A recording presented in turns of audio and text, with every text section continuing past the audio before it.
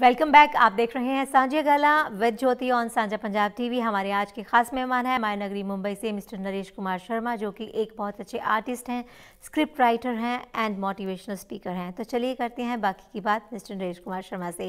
नरेश जी, welcome back. वो ख्वाहिशें हम लोग रखते हैं अपनी ज़िंदगी से, अपने आप से, जब ये पूरी नहीं हो पाती तो हम कहीं ना कहीं डिप्रेस हो जाते हैं। मुझे लगता है इस तरह से नहीं होना चाहिए। कहीं ना कहीं हमें अपने आप को स्ट्रॉन्ग बनाना चाहिए, अपनी सोच को, कि अगर कोई काम नहीं होता जो हम चाहते हैं, जहां हम पहुंचना चाहते हैं जिस मुकाम पर, अगर उस मुकाम पर नहीं पहुंच पाए तो दुनिया कोई ख़त्म थोड़ी हो जाएगी। भाई इतनी ज़िंदगी पड़ी है, कोशिश करते रहें। हम लोग ये क्यों नहीं समझ पाते?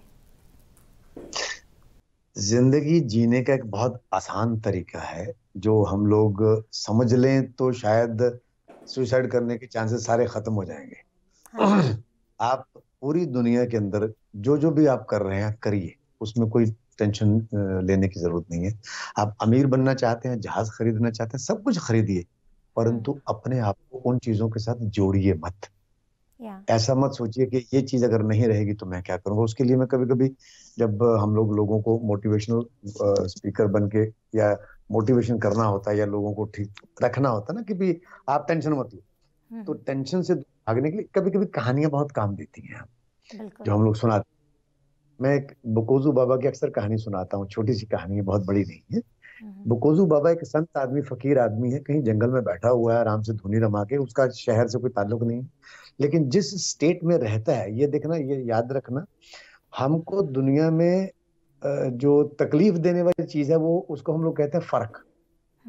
फर्क का मतलब होता है कि आपके पास बड़ी गाड़ी है और मेरे पास छोटी गाड़ी है, तो मेरे में फर्क आ गया ना, हम दोनों में अलग अलग हो गए।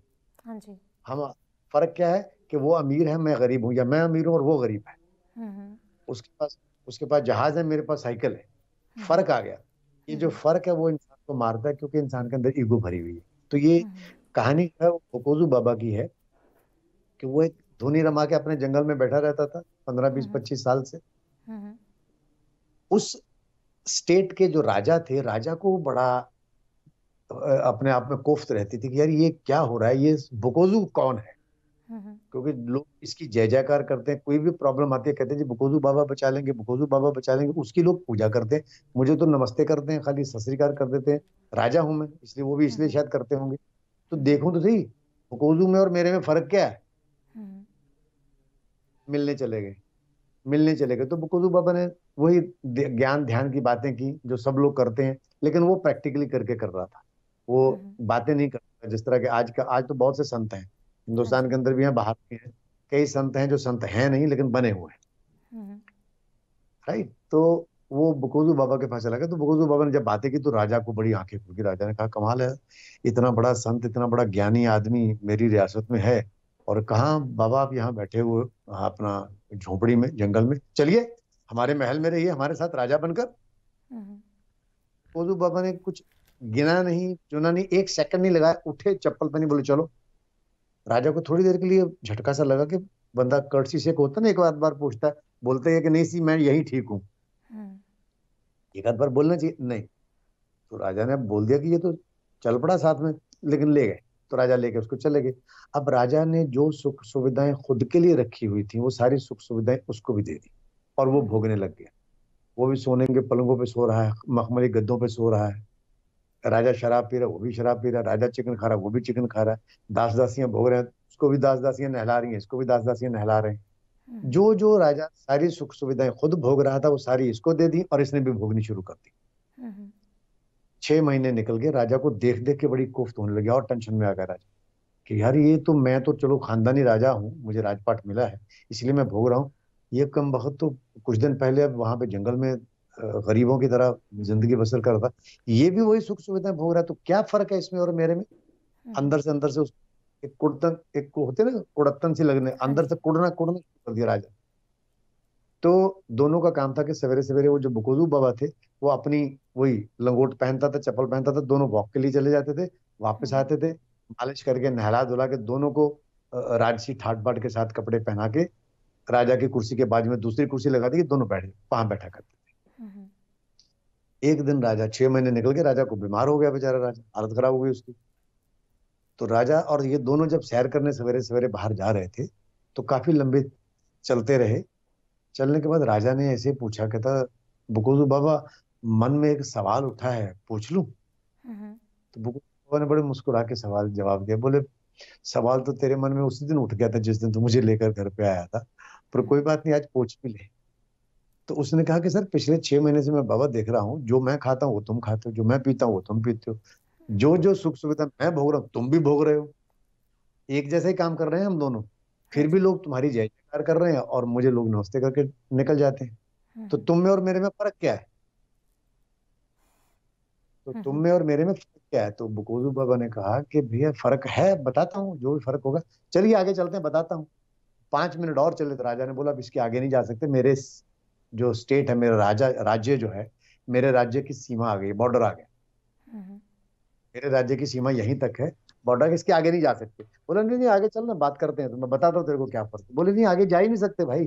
बोले पहला फर्क तो यही है कि तू ये सीमा पार करके नहीं जा सकता, मैं जा सकता हूँ। रीजन, बिकॉज तू महल में नहीं रहता, महल तुझ में रह रहा है, और मैं महल में रह के आया हूँ, महल मुझ में नहीं रह पाया।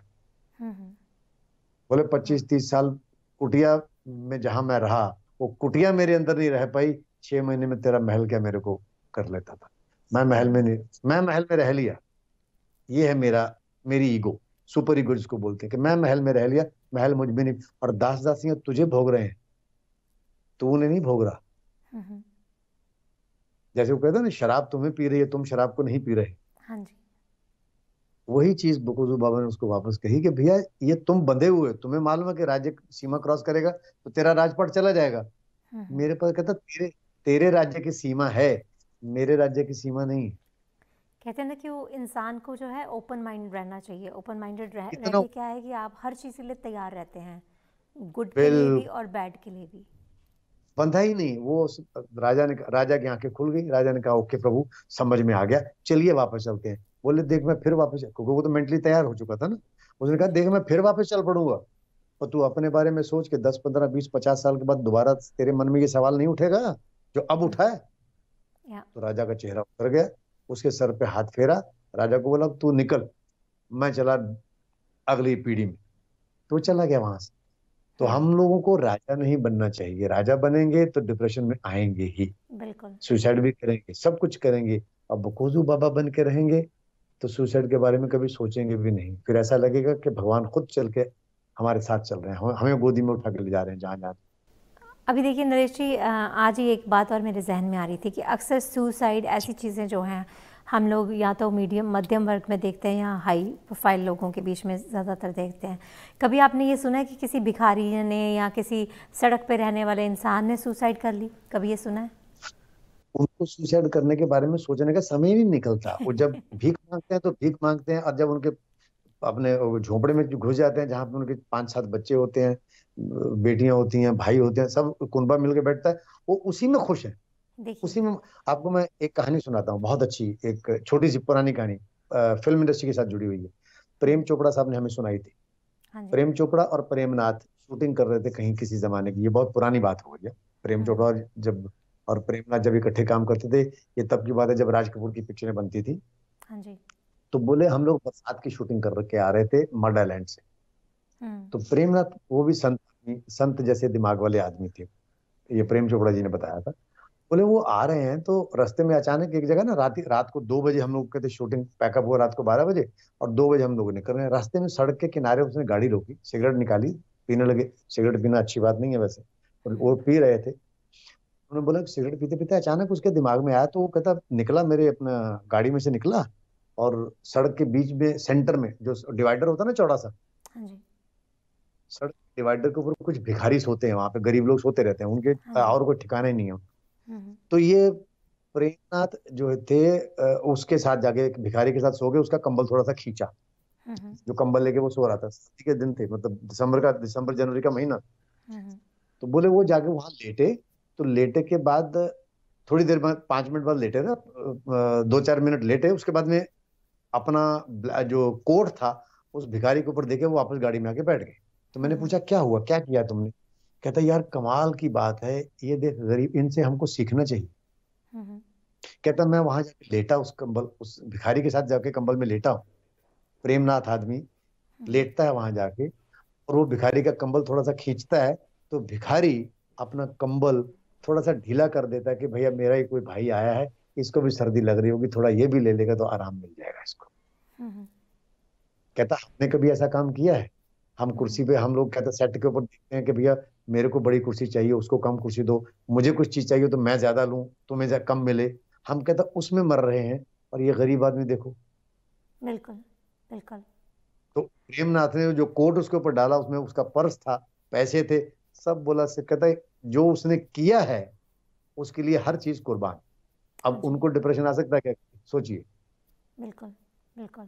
जिस भिखारी की, जो आदमी सड़क के बीच में सो रहा है और जिसके माइंड में इतना खुलापन है कि जो भी आया है भिखारी सो जाने दो मेरे साथ में, उसको भी कंबल दे देता हूँ मैं, अपना अपना आधा कंबल उसको दे देता हूँ, उस आदमी को कभी सुसाइड करने का ख्वाब आ सकता है?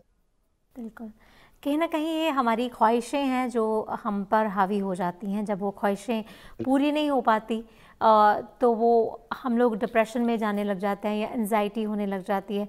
लेकिन बात ये है ना कि अगर डिप्रेशन या एंग्ज़ायटी हो रही है तो आप ट्रीटमेंट लें, क्योंकि इसमें कोई शर्म की बात नहीं है। अगर हम किसी को ये चीज़ बताते हैं या हम डिस्कस करते हैं, इन सब चीज़ों से हम बाहर निकल सकते हैं अगर हमें घर से प्रॉपर तरीके से गाइडेंस मिले। क्योंकि कभी-कभी क्या होता है, अगर हम फैमिली मेम्बर्स को बताते हैं कि मुझे डिप्रेशन हो रहा है या मुझे ये प्रॉब्लम हो रही है, तो कई बार क्या होता है, फैमिली मेम्बर्स बोलने लग जाते हैं यू आर ओके, तुम्हें ऐसा ही लग रहा है, कुछ नहीं हुआ तुम्हें। या डॉक्टर के पास जाएंगे तो कई बार डॉक्टर भी उस चीज़ को नॉर्मल लेते हैं। सो कहीं ना कहीं जी ज़रूरत है हमें खुद को समझने की और दूसरे को एक्सप्रेस करने की, तभी हम लोग इन चीज़ों से बाहर आ सकते हैं। और कहीं ना कहीं ये भी ज़रूरत है कि हमें ज़िंदगी के हर फेज़ के लिए तैयार रहना चाहिए। अगर आज हम नाम शोहरत में हैं, हमारा बोलबाला है चारों तरफ, कामयाबी हमें मिल रही है, तो कल को अगर हमारा बुरा वक्त आता है तो हम उसमें भी अपने आप को बैलेंस कर सकें, उसमें भी हम एक नॉर्मल इंसान जैसे जी सकें, ना कि मौत को अपने ऊपर हावी होने दें। बिल्कुल सही बात है, वक्त के साथ जीना सीखना चाहिए, जैसा वक्त है वैसे बन जाओ, कोई प्रॉब्लम नहीं आएगी जिंदगी के अंदर। ये या बड़ा सिंपल सा फंडा है। बिल्कुल बिल्कुल। क्योंकि अक्सर जैसे इंसान इन चीज़ों में उलझा रहता है कि लोग क्या कहेंगे, सोसाइटी क्या कहेगी। मुझे लगता है कि लोगों को आप जैसा दिखाएंगे लोग वैसा ही देखेंगे। अगर उनको आप अपना अच्छा, कॉन्फिडेंस दिखाएंगे तो लोग वही देखेंगे। अगर आप अपनी बड़ा डिप्रेशन दिखाएंगे और अपने आप को ज़्यादा मायूस दिखाएंगे तो लोग आपको उस तरीके से ही ट्रीट करेंगे। तो कहते हैं कि सबसे पहले आप अपने आप पर काबू पाएं, जैसे आपने पहले बोला कि अपने आप पर जीत हासिल करें, अपने आप पर कॉन्फिडेंस लाएं, तभी आप दुनिया की जो यस, जंग है वो जीत सकते हैं। सो बहुत 2020 जो है नरेश जी काफ़ी हमारे लिए ख़राब रहा, दुख नहीं रहा, क्योंकि इसमें हमने बहुत बड़ी बड़ी हस्तियों को खोया। ऋषि कपूर जी चले गए, वाजिद जी चले गए, इरफान खान जी चले गए और अभी ये सुशांत जी चले गए। सो बहुत हार्ड टाइम सब लोग फेस कर रहे हैं इस टाइम, और दुआ करते हैं कि आने वाले वक्त में इस तरह के हादसे और ना हो। हमारी जो इस तरह की अच्छी शख्सियतें हैं, अच्छा काम कर रही हैं बॉलीवुड में या जिन्होंने किया है, वो इस तरह से अपनी जान को ना गंवाएं। जी जी, बिल्कुल बिल्कुल, हम तो यही दुआ करेंगे कि इस तरह की पोजीशन आनी ही नहीं चाहिए इंसान की जिंदगी में कि उसको सुसाइड के बारे में सोचना भी पड़े, खुशहाल रहे। और सबसे बड़ी चीज ये है कि आप जब तक अपने आप को परमात्मा के सामने समर्पण नहीं करते, जिसको हम लोग मेडिटेशन बोलते हैं, हाँ जी। इस पे अगर अगर आपके पास समय है तो मैं बता सकता हूँ थोड़ा सा, कि हम लोग आज तक ये सुनते आए हैं कि मेडिटेशन करना चाहिए, लेकिन मेडिटेशन में प्रैक्टिकली क्या करना चाहिए वो आज तक किसी को समझ में नहीं आया, ना किसी ने कभी अभी तक समझाया। बहुत से कुछ लोगों ने, मैंने पूछा भी था कुछ लोगों से, कहते जी कुछ नहीं, आप यहाँ पर ध्यान लगी। मैं कहा जी ध्यान तो ले आए, और सोचना क्या है, करना क्या है, वो समझ में नहीं आया। उसके लिए मैं आज एक टिप देता हूँ जो मैं हाँ जी। इसके लिए कभी समझाता हूँ। ये अगर आपने करना शुरू कर दिया आज से, जिसने भी करना शुरू कर दिया, वो आधी बीमारियों से तो वैसे ही निजात पा लेगा। बाकी की बीमारियां जो आने वाली हैं उसकी वो आएंगी नहीं, हाँ जी। जो पुरानी है वो चली जाएंगी। हाँ जी। रात को जब आप सोते हैं, हम्म एक बार ये एक एक्सरसाइज की बात है, ये सिर्फ एक एक्सरसाइज है। रात हम्म को जब आप सोते हैं, पहले दिन लंबी एक्सरसाइज होगी, हम्म ये पहले दिन इसी लंबी एक्सरसाइज। मैं आपको डिप्रेशन से बाहर निकलने का एक रामबाण जिसको नुस्खा कहते हैं ना, मैं वो बता रहा हूँ।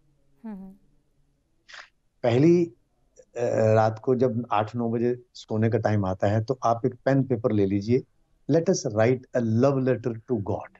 हम्म हालांकि भगवान सब जानता है आपकी बातें, सब कुछ होता है, पर हम्म एक ये विधि है। आप एक लेटर लिखिए और बचपन से सोच शुरू कीजिए, बचपन से लेकर अब तक जिस जिस आदमी ने आपको दुख दिया है, जिस जिस कारण से आप दुखी हुए हैं, उन सब कारणों की शिकायत लिखनी है आपने। ये मान के चलिए कि लव लेटर परमात्मा को जब लिखना है तो ये शिकायतें लिखनी है कि किस किस आदमी ने मुझे कब कब क्या क्या कहा था, और मैं कैसे कैसे दुखी हुआ था, और मैंने कब कब किस किस को क्या क्या कहा था, और मैंने दूसरों को भी दुख दिया था। ये पूरा लिखना है। 3 सफ़े भी हो सकते हैं, 4 सफ़े भी हो सकते हैं, 5 सफ़े भी हो सकते हैं। डिपेंड करता है आपकी अपनी कितनी आपकी यादें आपके पास जुड़ी हुई है, कितनी जगह पे आप हर्ट। लिखने के बाद 1 मिनट का पॉज लीजिए और फिर पूरा लेटर एक बार खुद पढ़िए। पढ़ने के बाद जब आपको कोई और चीज याद आ जाए, कोई और घटना, अगर गालियां याद आ रही हैं लिखिए उसमें, क्योंकि ये परमात्मा आपके अंदर जो चीज है वो वही चीज वहां लिखनी है पेपर के ऊपर। वो लिख दीजिए। लिखने के बाद लास्ट पैराग्राफ लिखिए कि परमात्मा से एक रिक्वेस्ट है कि भाई मैंने भी लोगों का दिल दुखाया है, अब मैं कल से किसी का दिल दुखाने वाला हूं नहीं परमात्मा जी, ये आपको पता है, इसलिए आपने तो मुझे पहले से ही माफ कर दिया है। तो मेरी दुआ है आपसे, मेरी दरखास्त है आपसे, प्रार्थना है कि ये जिन जिन लोगों ने मुझे अब तक तकलीफें दी हैं बचपन से लेकर अब तक, इन सबको माफ कर दो। ये लिखने में आना चाहिए, इन सबको माफ कर दो, क्योंकि अब मुझे ये लोग कल से कोई तकलीफ देंगे नहीं। रीजन क्या है कि कुछ लोग तो मर चुके होंगे अब तक, कुछ लोग गायब हो चुके होंगे हमारी जिंदगी से, और जो बचे हैं वो अब कल से मुझे तकलीफें नहीं देंगे, ऐसा मेरा मानना है। क्योंकि अब तुम्हें ये मैंने बता दिया है, शिकायत लगा दी है, तो तुम उनको संभाल लो। ये लिखने के बाद ये ब्यूटीफुल लिखे ना, योर लवर और योर बिलव्ड, जो भी लिखते हैं आप, उस नीचे साइन कीजिए। और साइन करने से पहले जिस जगह साइन करने हैं, इस उंगली से ऐसे करके 3 बार उसको जगह को साफ कर लीजिए। ये टोटका नहीं है, ये मैं आपको इसका साइंटिफिक ट्रूथ बताऊंगा। ये आप 3 बार ऐसे साफ करके उसको उस पर अपने साइन कीजिए। भगवान को लेटर भेज रहे हैं आप, तो जितना खूबसूरत साइन होगा, एंड किस योर ओन सिग्नेचर।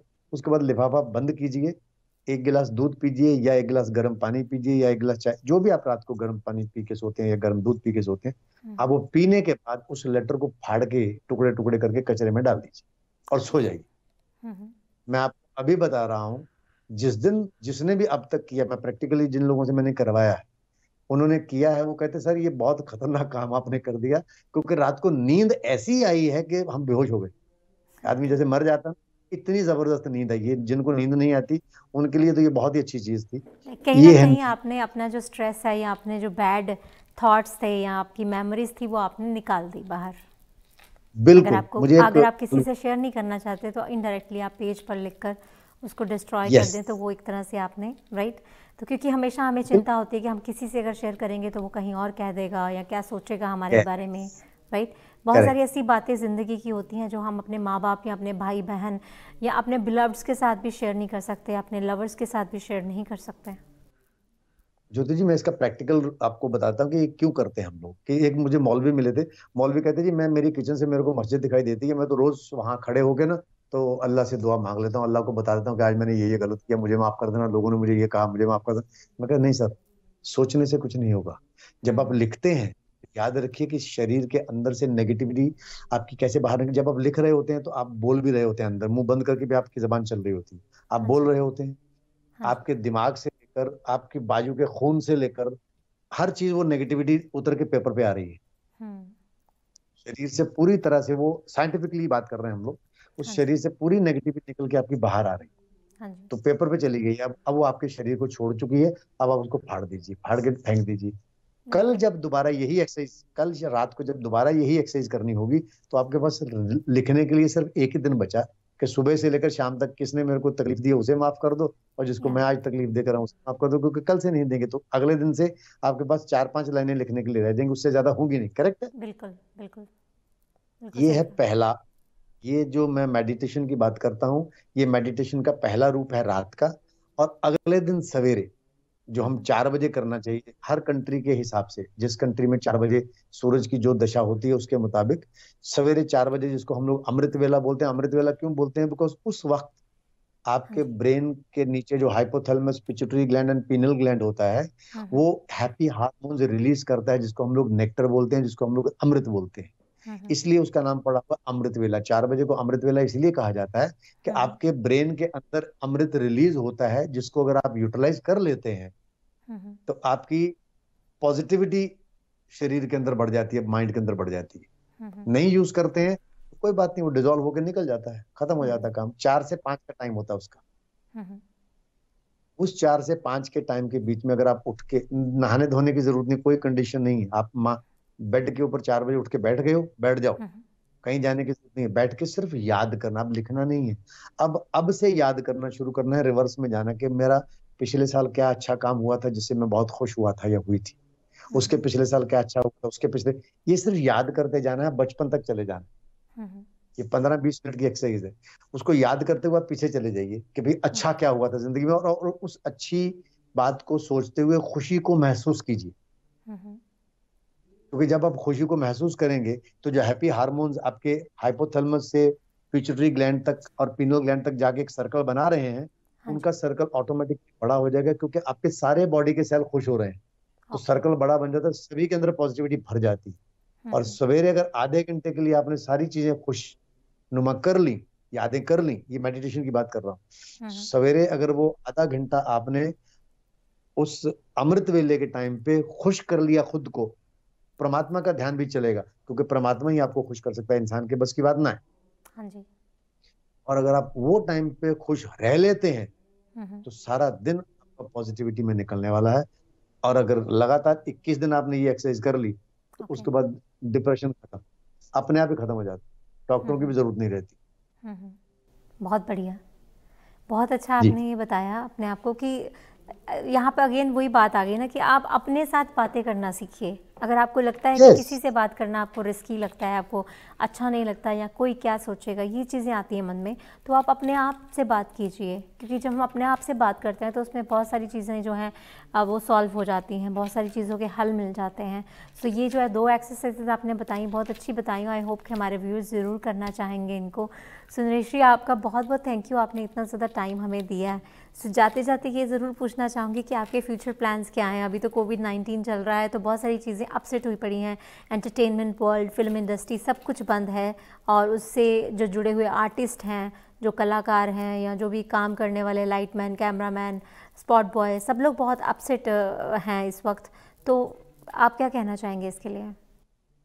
पहली बात तो ये कि मैं आज से अगर 8-10 साल पीछे चले जाऊं तो बहुत फ्यूचर प्लान बनाया करता था, परंतु जब से ये थोड़ी सी जागृति आई है, जब से पता चला है कि इंसान के बस में कुछ होता नहीं है, हाँ जी। सब परमात्मा अपने आप ही करता है। गुरु नानक जी ने कहा था, करण करावण आपे आप, मानुष के कुछ नहीं हाथ। हम बिल्कुल। वो कह कह के हम लोगों को सुनाते हैं, उसको उसके मतलब को हम अपने अंदर धारण नहीं करते।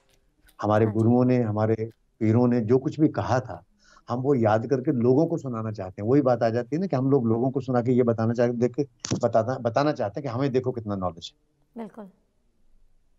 वो छोड़ना है, इस पद्धति को छोड़ना पड़ेगा। हमें नॉलेज बताना नहीं है, हमें खुद को ऐसा बनाना है हाँ। कि लोगों को पता चले कि ये नॉलेज खुद घूम रहा है, मुझे बिल्कुल। कहने की जरूरत नहीं है। अभी थोड़ी देर पहले हम कह रहे थे ना हाँ जी। कि लोग क्या कहेंगे, हम्म। इसको हम लोग दूसरी नजर से बोलते हैं कि सबसे बड़ा रोग क्या कहेंगे लोग, बस यही बात यही है। चिंता लगी रही। हाँ और जी। बच्चे को कभी सोचा आपने, आप बच्चे बन के देखिए, हम्म। परमात्मा के बच्चे बनो या अपने माँ बाप के बच्चे बनो, आप बच्चे बन के देखिए। अब मैं आपकी जितना आपने जो स्ट्रगल किया है अपनी जिंदगी में, जितना मैं जानता हूँ, हाँ जी। गुरदासपुर से लेकर वाया उड़ीसा होते हुए कनाडा तक का जो सफर किया है इतना लंबा, हाँ कितनी जी। मेहनत की है ये मैं जानता हूँ। हम्म। क्योंकि कोई आगे पीछे था नहीं, आपको गाइड करने वाला नहीं था, आपको बताने वाला नहीं था, कोई दिशा दिखाने वाला। जिस रास्ते पे आप चल पड़े हो, इस जी। रास्ते पर चलने के लिए कोई ना घर पे ना बाहर कहीं कोई था नहीं आपका, आपको गाइड करने वाला। फिर भी हाँ। मैं यही कहूंगा कि आपकी मेहनत से पहुंचे, परंतु आपको ये नहीं सोचना कि आप अपनी मेहनत से पहुंचे हो, आपको ये सोचना कि परमात्मा आपको वहां लेकर आया है। बिल्कुल। क्योंकि जिंदगी में हम लोग क्या करते हैं, कुछ नहीं करते हैं। मैं ये हाँ मान जी। के चलना पड़ेगा बिल्कुल। कि सब कुछ परमात्मा खुद करता है, आप सिर्फ एविडेंस हैं। गीता में कहा था ना जरिया है परमात्मा हम ने लोग। कि कर्ता भी मैं हूं, कर्म भी मैं हूं, हाँ जी। आप केवल निमित्त मात्र हो। बिल्कुल। तो निमित्त मात्र बन के रहो, बच्चे बन के रहो, सुसाइड नहीं करने की जरूरत पड़ेगी, डिप्रेशन में नहीं जाओगे, दुखी नहीं होगे, बिल्कुल। बीमारियां नहीं लगेंगी। हम्म। एक ही यही यही मैं लास्ट में लोगों के लिए कहना चाहता हूँ। और मैं जैसे आपने मुझे पूछा अभी प्लानिंग के बारे में, कोई प्लानिंग नहीं है। जो मैं सवेरे जब उठता हूँ तो बस परमात्मा के अंदर से निकलता है कि परमात्मा शुक्र है तूने अपना खिलौना उठा लिया, अब खेल इससे सारा दिन, बिल्कुल। जैसे दिल तेरा करता तू खेल, तेरा खिलौना है, टूटे बिल्कुल। तो तेरा, जुड़े तो तेरा। तू खुश रह इस खिलौने से खेलता हुआ। बिल्कुल। इससे ज्यादा कुछ अंदर से आता ही नहीं। जैसे मैं पूछ रही थी कि प्रोडक्शन का काम भी अभी बंद है, तो क्या वहाँ पे भी ऐसे ही हालात हैं अभी कि कुछ शुरू हुआ है हाँ, अभी वहाँ काम? ये कुछ अभी टेंशन हैं, लेकिन फिल्म इंडस्ट्री के लोग प्लानिंग कर रहे हैं। उनका ये है कि भी हम लोग किस तरह से शूटिंग दोबारा रीइंस्टेट करें, कैसे हम लोग स्टार्ट करें। तो पूरे नॉर्म्स दिए जाएंगे उनको कि भैया मास्क पहन के आना है, कैसे कितनी कितनी दूरी बनाए रखनी है, कैसे खड़े होकर सीन करेंगे, कैसे बनाएंगे। ये पूरे नॉर्म्स बनाए जा रहे हैं और जल्दी ओके, शुरू होगा ये काम, ऐसी बात बहुत नहीं है। बढ़िया। फिल्में भी थैंक यू शुरू सो होंगी, मच। सीरियल भी शुरू होंगे। Thank you. बहुत अच्छा लगा आप जुड़े हमारे साथ और इतना वक्त आपने हमें दिया। इस वक्त आपके सोने का टाइम है और आप हमारे साथ ऑन एयर होकर हमें टाइम दे रहे हैं और हमारे व्यूअर्स के साथ आपने इतनी अच्छी इन्फॉर्मेशन जो है शेयर की। जाने से पहले और क्या कहना चाहेंगे? नहीं, बस इतना ही कहता हूँ मैं। बार बार एक ही जबान पे मेरी बात आती है कि करण करावण आपे आप मानस के कुछ नहीं हाथ। अगर बाबा जी ने कहा हुआ है तो उसको मान के चलिए कि आपके हाथ में कुछ नहीं है। जो कुछ भी आप कर रहे हैं वो परमात्मा करवा रहा है तो हो रहा है, वरना नहीं होगा। इसलिए जब कोई चीज अचीव हो जाती है तो ज्यादा खुशी मनाने की जरूरत नहीं है, और जब कोई चीज हाथ से निकल जाती है तो दुखी होने की भी जरूरत नहीं है। बहुत क्योंकि वो बढ़िया। जो चीज आप परमात्मा ने जो चीज आपके लिए नहीं बनाई है वो आपको नहीं दे हाथ में लगाने देगा। और जो चीज बिल्कुल। आपके लिए बनी हुई है वो विदेशों में जाके भी आपको घर पे वापस भेज। चलिए जी, हम लेते हैं आप लोगों से इजाज़त। उम्मीद करते हैं कि आज की पेशकश आपको पसंद आई होगी और आप हमें फॉलो करना ना भूलें ऑन सोशल मीडिया हैंडल से। You can send us message. किसी भी तरह की कोई फीडबैक आपको चाहिए, एज ए स्पॉन्सर आप जुड़ना चाहते हैं या कोई सुझाव देना चाहते हैं तो आप हमें मैसेज कर सकते हैं। मेरा नंबर है 6478987769। बॉब दोसांझी का नंबर है 4164197777। और आप हमें विजन टीवी पर भी देख सकते हैं और इसके साथ साथ आप हमें अभी रेडियो पर भी सुन सकते हैं 14:30 AM पर। एवरी संडे फ्रॉम 10 to 12 आप हमारे साथ लाइव हो सकते हैं। वहाँ पर आप लाइव होकर हमसे फ़ोन पे बात कर सकते हैं। सो आप हमें भूलिएगा नहीं, एवरी संडे 14:30 AM रेडियो पर 10 to 12 आप हमारे साथ लाइव होने के लिए। सो हमारी कोशिश हमेशा इसी तरह जारी रहेगी कि अच्छे अच्छे मेहमानों को, शख्सियतों को आपसे रूबरू करवाएं और आपके लिए अच्छे अच्छे टॉपिक्स लेकर आएँ। सो जाते जाते यही कहूँगी कि ज़िंदगी ज़िंदा दिली का नाम है। ज़िंदगी को ज़िंदा दिली से जिएँ। आपके साथ क्या हो रहा है, क्या नहीं हो रहा, उसको अपने ऊपर हावी ना होने दें। पहले अपने आप को समझें, अपने आप के ऊपर जीत हासिल करें, अपने आप का जो कॉन्फिडेंस है उसको जगाएं। फिर उसके बाद सारी दुनिया ही आपको जीती हुई नज़र आएगी। सो इसी ख्याल के साथ लेती हूँ आप लोगों से इजाज़त। टेक केयर, शब खैर, सत श्री अकाल।